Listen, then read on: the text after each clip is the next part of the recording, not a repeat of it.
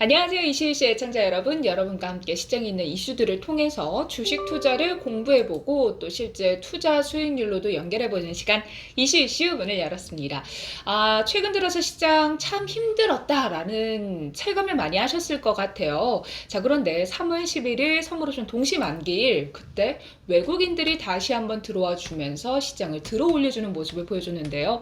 마감 당시에는 연기금이 매도세로 거래를 마치기도 했지만 장중에 순매수에 나서면서 시장이 이제 하방을 다지는 거 아닌가라는 기대감을 주기에 충분했습니다. 자, 그렇다면 앞으로 이제 3월 장세부터 이제 하방 경직성을 다지고 시장 위로 올라가게 될 건지 우리가 가지고 있는 종목들이 조금 더 편안하게 수익을 낼 수 있을지 하나씩 알아보도록 하겠습니다. 오늘도 모국 선생님과 함께 할게요. 선생님 안녕하세요. 네, 안녕하세요. 선생님, 이제 선물오션 동시 만기일까지는 너무 답답하고 거의 뭐 공포였는데 이제 시장이 바닥을 다진 것 같다라는 얘기가 스물스물 나오고 있어요. 선생님 어떻게 보시나요? 파생 시장에서 나온 것 같아요. 그런 변화가요? 그래서 우리가 원래 파생 이슈에서만 쓰는 이 화이트보드가 뒤에 있는 거 아닐까 싶은 생각이 드는데 파생에서 어떤 부분이 좀 시장이 하방 경직성을 다졌다라고 볼 수 있게 해줬을까요? 어저께 한몰에서 1조 7천억을 외국인이 샀는데 삼성전자만 600만 주 샀어요. 뭐 하루 갖고 뭐 판단이냐라고 하실지 모르겠지만 문 닫아놓고 거의 9천억 정도의 매수세가 들어왔고 그 매수세 포지션에 삼성전자, SK하이닉스, LG와 그러니까 그동안 급락했던 종목들의 시가상위 종목들 이제 LG화학이라든지 SK케미칼 이런 것들도 포함되어 있고 그 다음에 또 하나 가장 중요한 포인트가 있어요. 비차익 매수도 1조 2천억이나 들어왔어요. 차익 매수뿐만 아니라 비차익 매수. 네, 그러니까 합성되지 않은 그냥 비차익 거래도 시가상위 종목으로 들어왔다는 거. 그리고 거기에 우리의 건설주가 들어가 있어요. 선생님 비차익 매수라는 건 바스켓을 통해서 그냥 이렇게 포트폴리오를 만드는 거잖아요. 끌어올릴 만한 종목 섹터에. 근데 거기에 건설주가 있다는 거는 우리가 올해 대세 상승주로 건설주를 언급하셨는데 그 종목들이 다 올라갈 거다라는 희망을 가질 수 있는 건가요? 그런 것 같아요. 제가 어떤 그 시장의 매트릭스 분석이라고 내가 그러는데 이걸 30분마다 사진을 찍어 놓거든요. 뭐랄까 시가 그 상위 종목들을 그러면서 외국인 매수세는 이렇게 비교하다 보면 딱 없었던 게 팍 들어온 게 CS윈드, 그 다음에 현대건설, GS건설, 그 다음에 DLENC, 이렇게, 그동안에, 그러니까, LG화학, SK케미칼, 삼성전자, SK하이닉스 들어온 거는 뭐, 당연히, 뭐, 이렇게 바스켓, 근데, 새롭게 또 이 바스켓에 그동안 들어가 있지 않은 것들이 포함되어 있고, 그 다음에 그동안 상승을 주도했던 종목들이 오히려 매도 바스켓이라 그동안 상승을 주도했던 종목이라고 한다면? 뭐 FNF, 락앤락, 우리의 또 현대백화점 이런 것들이 오히려 매도 바스켓으로서 그동안에는 유통 소비주들 중심의 백화점 이런 것만 올라가고 그동안 건설주라든지 그 다음에 또 시가상위 종목들 중에 삼성전자, SK하이닉스 또 그리고 뭐 2차전지라든지 이런 종목들이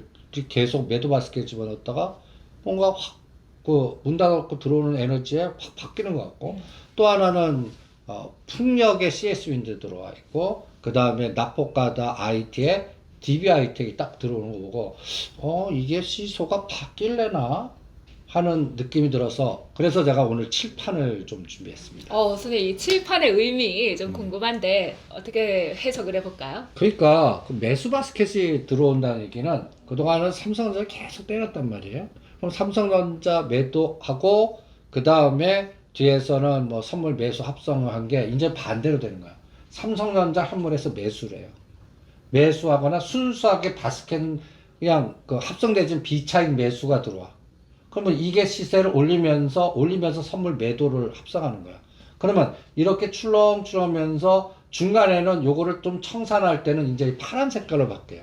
삼성전자 매수가 매도 바뀌면서 선물 매도한 거를 청산하면 환매수 되겠죠. 그럼 미결자가 감소하겠죠. 근데 요 감소하다가 늘어나다면서 그 변화를 보면서 이 물줄기가 이렇게 삼성전자 매수 청산하면서 이게 높아지나 보려고 그래요. 주가의 방향이 그러니까 고점이 점점 높아지고 저점도 높아지는 상황을 말씀하시는 그러니까 거죠. 누적 선물 매도를 합성시켜서 저기 5월 달까지 공매도 될 때까지 10조를 높이나 볼래요.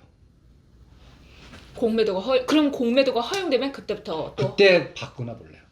근데 그게 200포인트 차이 날 수 있어. 삼성전자 10,000원 차이 날 수 있고. 오, 그걸 하나 볼래요, 이제. 그리고 그 징후가 들어왔기 때문에 뭔가 좀 바람의 방향이 좀 바뀌는 것 같다라는. 그러니까 삼성전자를 기준으로 해갖고 뭐 추세 상승이 갑니다 이게 아니야. 8만 원에서 9만 원, 10,000원 올리는데 지수는 150 정도 올릴 수가 있고, 그 다음에 이러한 에너지 속에서 오히려 이런 상황이 나오면 주도주 에너지는 삼성전자 1% 갈 때 3배, 5배 땡겨버릴 수가 있어요, 환경에. 그러니까 그러한 상황이 전개되나 한번 볼래요. 그래서 그 징후가 나왔고, 오늘 장 끝났으니까 우리가 방송하는 게 매주 금요일이에요. 금요일이에요.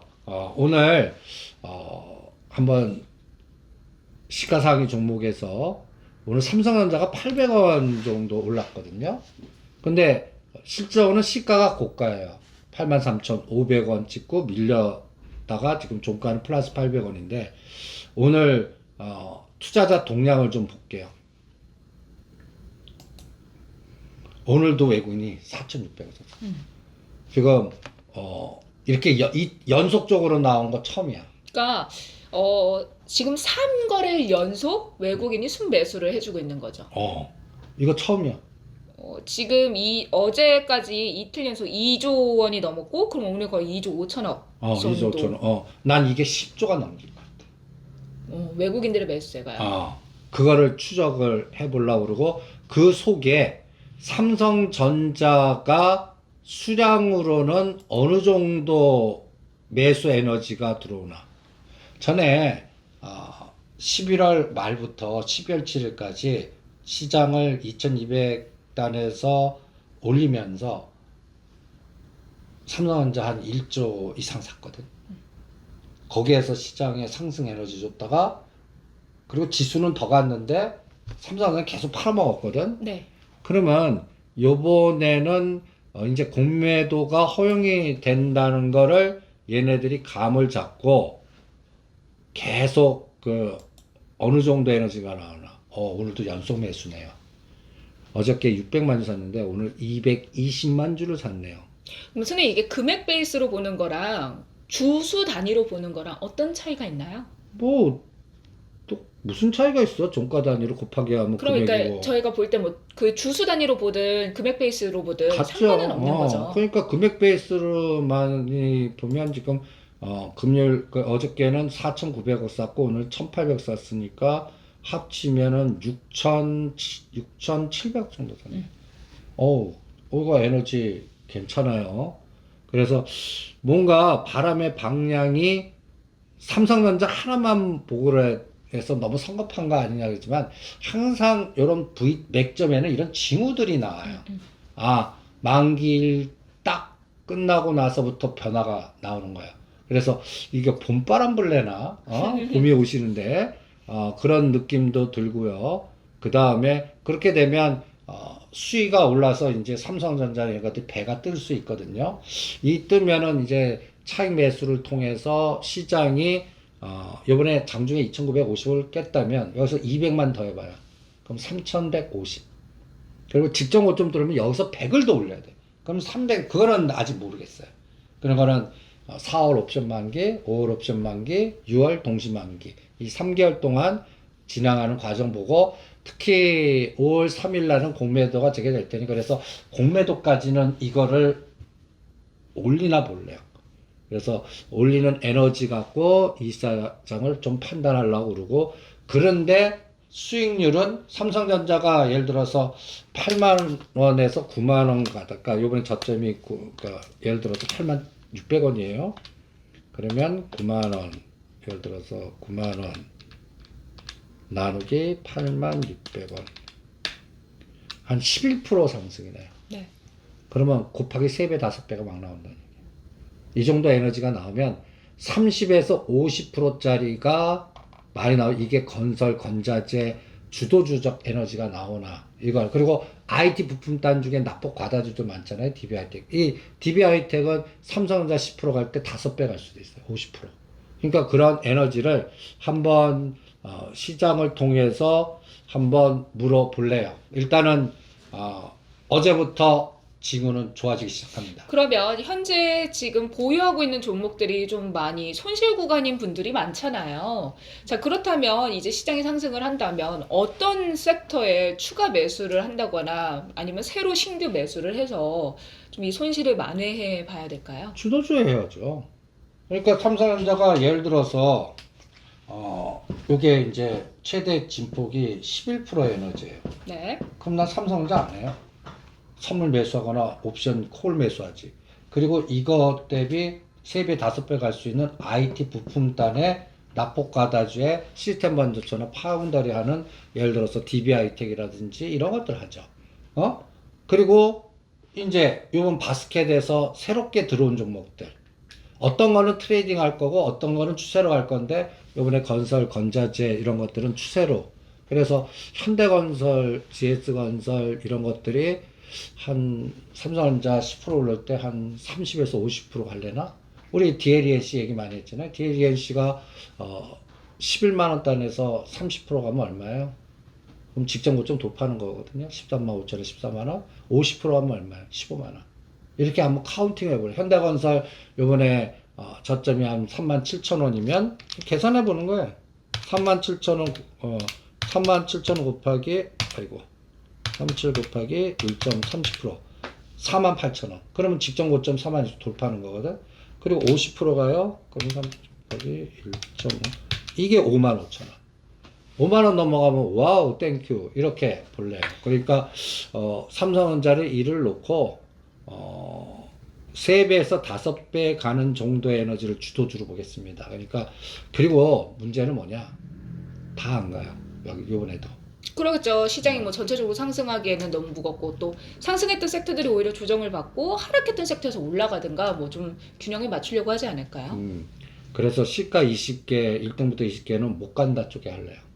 근데 선생님 시가 1등부터 20등까지는 못 가면서 삼성전자랑 SK하이닉스만 관리를 해도 지수 자체는 상승을 하니까 그 외의 종목들은 좀 오히려 조정을 삼성전자 받을 수 오를 있는 때 거죠? 오히려 이럴 수가 있어. 삼성전자 오를 때 네이버 카카오 때리거나 아니면 현대차 LG화가 올렸다가 때리거나 이런 스타일이기 때문에 삼성전자 10%갈 동안 어떤 거는 10%보다 초과하는 시가도 있겠지만 어떤 거는 오히려 마이너스 나거나 3%, 5%밖에 요거 반밖에 못 가는 종목 있으면 평균으로는 별로 재미가 없는 그런 형태도 지수는 200포인트 올라가는데 그럴 수 있다는 거를 이 바스켓, 그러니까 삼성 합성할 때 이거 어떤 종목을 바스켓 매도로다가 집어넣는 거야. 그러면 그거는 지수 상관없이 오를 때 떨어지는 거거든요. 작년 12월 달, 9월 달에 12월 달에 네이버 카카오를 그렇게 했어. 뭐 지수는 막 올리는데 네이버 카카오는 계속 매도 바스켓을 때리는 거야. 그래갖고 그냥 조정하듯이 이런 시가상위 종목들 중에서도 어떤 타겟 대상이 있어요. 그러니까 매수 바스켓 타겟 대상인지 매도 바스켓 대상인지는 누가 결정해요? 그걸 결정하는 CIO도 헤지펀드 싱크탱크들이 결정할 텐데 그래서 뭐 지금 뭐 현대차나 LG화학이나 포스코나 뭐 셀트리온이나 이런 거 각각의 어떤 바이오의 대장. 그럼 셀트리온이나 삼바가 있잖아요. 나는 그거는 매도 바스켓에 넣을 것 같아. 이재용 부회장 문제라든지 부식회가라든지 이러니까 그건 트레이딩 하거나 따라가지 말자는 얘기야. 그러니까 요번에 셀트리온을 28만에 사신 분들은 한 33만 원 정도만 와도 저는 매도 트레이딩을 하겠고 오히려 요거보다 약간 그 52에서 200이 사이에 있는 것들 중에 건설 건자재나 아니면은 요번에 그 선거가 있잖아요. 그러니까 진짜 정부 정책으로 스마트 시티나 스마트 헬스케어나 정부 정책과 연결된 거나 아니면 이제 3월 18일 날 이제 국회에서 추경을 확정시켰거든요. 그러면 이제 거기에 이제 그 추경 예산이 들어가는 비즈니스 툴이 있는 뭐 가덕도라든지 그다음에 또 도시 재생이라든지 뭐 지금 또 당선자들이 뭐 부산 되면 뭐 15분 뭐 부산 뭐 21분 서울 이런 정책 연결고리 종목 그리고 또 상징적으로 쿠팡이 뉴욕 증시에 상장됐잖아요. 그러면 쿠팡 관련주보다는 이 쿠팡이 실제로 거래 보니까 35불이 공모가인데 이게 거의 80%는 69불까지 갔다가 신규 상장 정보를 올려놓고 그 전에 작업들이 빠지게 돼 있거든. 그래서 공모가가 35인데 공모가보다 5불 높은 40불에서 지지하나 볼래. 그래갖고 지지해주고 다시 쿠팡이 60불 가면 이게 N자가 나오죠. 그럼 쿠팡이라는 게 어떤 면에서는 내수, 유통, 그 다음에 쿠팡이 끌어들인 돈 갖고 우리나라에 물류센터 해야 되니까 부동산 투자, 물류, 그리고 또 이게 경쟁한다. 그러면 뭐 마켓 컬리도 나도 할래. 또 이게 또 어떤 면에 나도 너도 나스닥 상장 재료를 팔아먹는 또 그런 기회가 이런 될 수도 있다. 그러면 그와 연관된 종목들이 또 약간 그 뭐랄까 유통 물류라든지 이런 경쟁 업체에서 나오나 좀 볼래요. 그러면 선생님, 우리가 지금 시장 뭐 개괄적으로 얘기를 좀 많이 해주셨는데, 좀 하락을 했던 건설, 건자재 관련된 종목들을 추가 매수하는 거잖아요. 그럼 전체 포트폴리오에서 비중을 얼마나 두는 게 좋을까요? 나는 50 이상. 요새는 집중 투자해야 된다고 봐요. 왜냐면 핀셋 전략으로. 근데 선생님 제가 말씀하는 건 그 종목들이 아니라 해당 종목에서 뭐 KCC, 한일현대시멘트 뭐 이렇게 다 가지고 계실 수 있잖아요. 근데 그러니까 이제 그거 최대 종목에서의 그- 그런 비중이 궁금합니다. 그거 합해서 50. 종목은 뭐 세개 되는 대세가는 각자 알아서 어떤 걸 먼저가 보낼지 모르니까 그 50, 내가 예를 들어서 1억 있어요. 그럼 5천만 원을 한 종목 하든지 그러면 내공이 세야겠지. 내게 올라갈 때까지 기다리는 한 세 개 딱 나누면 나온 다음에 먼저 간 거 나중에 한 걸 조절하는 게 나을 것 같아요. 그리고 이미 급등했던 유통 소비는 좀 한 달 동안 실래요. 유통 소비면 그때 우리 롯데그룹 안에는 롯데쇼핑이라든가 현대백화점 뭐 이런 것도 다 포함인가요? 락앤락, 뭐 하이트진로, FNF, 한세실업, 영원무역 이런 것들은 실래요. 그런 것도 갖고 계신 분들은 매도해갖고 가성비가 없을 것 같아서 오히려 시멘트, 건설, 건자재라든지 이러면 아니면 IT 쪽에서 많이 빠진 거 삼성전자 한 10% 오를 때 한 3배, 5배 가지고 그런 것들로 가성비 이동하는 게 오히려 효율적이지 않나 이렇게 생각이 들어요. 그럼 선생님, 제가 지금 질문이 좀 들어와서 그런데 한일현대시멘트라든가 이렇게 좀 보유하고 있는데 하락한 종목 대응 전략은 어떻게 세워요? 그걸 대응해 기다려갖고 그냥 가만히 있어요? 직전 고점 돌파할 때까지 기다리는 거지. 그걸 뭐 매매하려고 그래. 그럼 지금 추가 매수는 기회다. 추가 매수하실 분들은 금액 베이스로 그거는 알아서 하시는 거고. 그러니까 그거는 각자 정하는 거라고. 주도주는 가다해서 이번 고점을 누가 제일 먼저 뚫느냐. 누가 먼저 제일 힘이 셀 거라고 보시나요? 나는 GS건설, 현대건설. 전 DLENC 생각했는데. DLENC도 가능성 있어요. 왜냐면 시장이 많이 하락할 때 DLENC가 좀 강하더라고요. 근데 그건 진폭이 작잖아. 음. 13만 원, 11만 원. 요게 좀 작아서 13만 5천 원 정도까지는 쉬운데 그거를 뚫고서 15만 원은 그럼 벌써 그 시가상위가 50% 나는 거거든. 요번 목표가 아까 뭐라고 했어요? 삼성전자를 최고 봐야 10% 보니까 거기 세배 다지면 50%가 최고의 목표야. 50%가. 그러면 DLENC가 50%라면 이게 15만 원이거든. 그거가 최고 목표인데 벌써 지금 오늘 11만 8천 원이니까 12만 원 가까워져요. 그러니까 13만 5천 원부터 난 비율 매도. 그러니까 지금 12만 원 넘어서부터는 늦으셨지. 지금 들어오는 거는. 있는 거 분들만 하시고 그러면 쫙 뿌려봐요. 그래서 대장주, 주변주가 있을 거 아니야. 대장주가 늦었어. 그러면 주변주 사는 수밖에 없지. 뭐 특수건설이라든지 동아지지라든지. 그리고 또 한 축은 난 북방 테마. 대북 관련해서 딱 두 가지 찍어드릴게요. 현대로템. 현대 엘리베이터. 난 그 수익률이 제일 클 것 같아요. 또.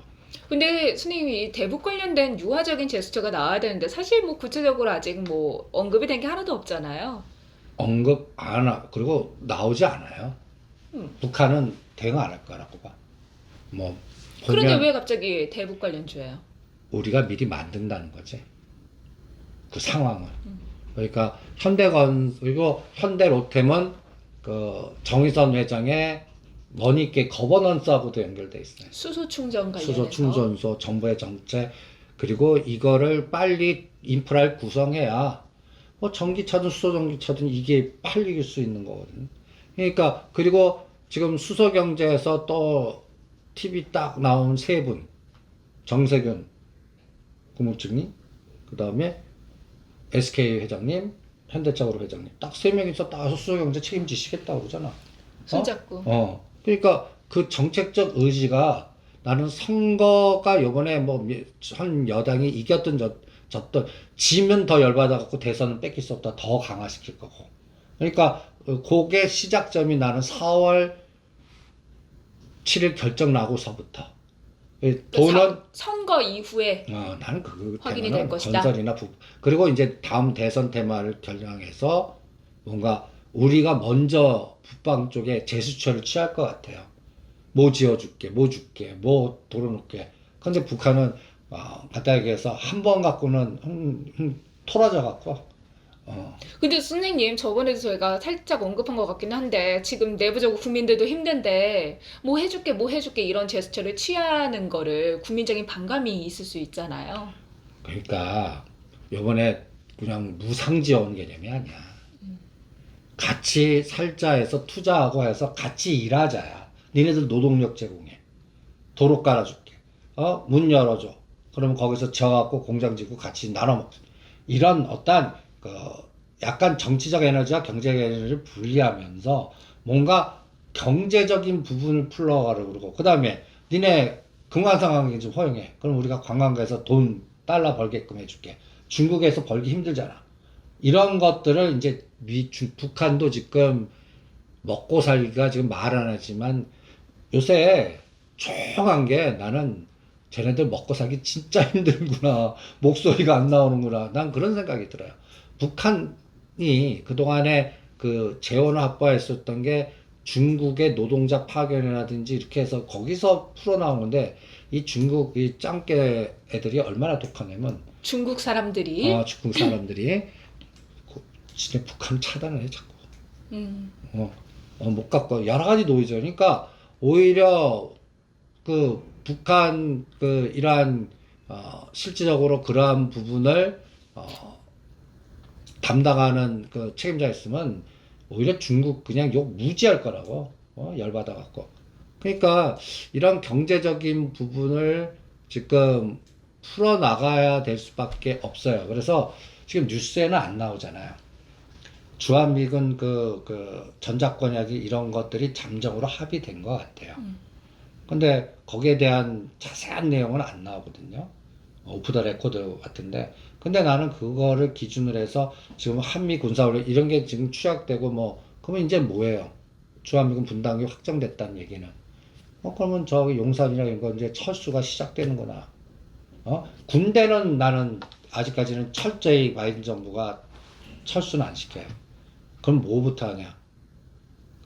행정인력, 그 다음에 뭐 이 주둔지에 대한 재편, 그리고 서울 쪽이나 용산에 있는 거를 평택으로 뭐 이런.